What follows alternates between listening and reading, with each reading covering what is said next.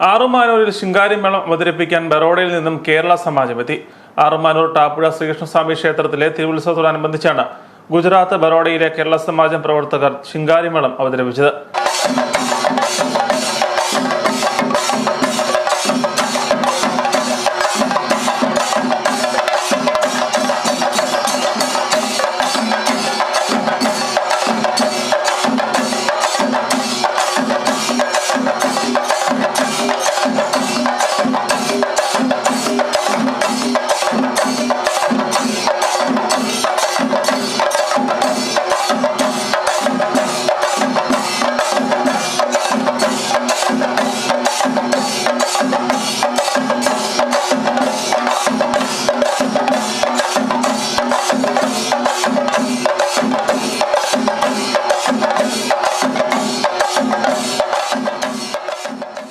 വൈകിട്ട് ഏറ്റുമാനൂർ മഹാദേവ ക്ഷേത്രത്തിലും ഇവർ ശിങ്കാരിമേളം അവതരിപ്പിച്ചു.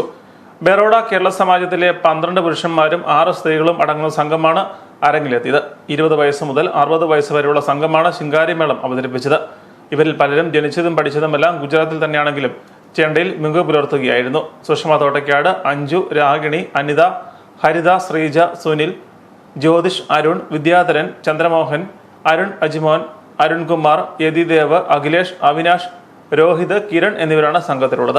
മേള അവതരണത്തിന് ശേഷം ബറോഡ കേരള സമാജത്തെ പ്രതിനിധീകരിച്ച് ചടങ്ങിന് എത്തിയ സമാജം പ്രസിഡന്റും ഗുജറാത്തിലെ പ്രമുഖ വ്യവസായിയുമായ GC നായർ ബറോഡ കേരള സമാജത്തിന്റെ പ്രവർത്തനങ്ങൾ വിശദീകരിച്ചു. സാംസ്കാരിക രംഗത്തും പഠന കലാപ്രവർത്തനങ്ങളിലും നിരവധി പരിപാടികൾ കേരള സമാജം നടത്തുന്നുണ്ട്. ജനിച്ചു വളർന്ന നാടിന്റെ സംസ്കാരത്തെ കാത്തു സംരക്ഷിക്കുന്നതിനായുള്ള പ്രതിബദ്ധതയാണ് കേരള സമാജത്തിന്റെ പ്രവർത്തനങ്ങൾക്ക് കരുത്തു പകരുന്നത്.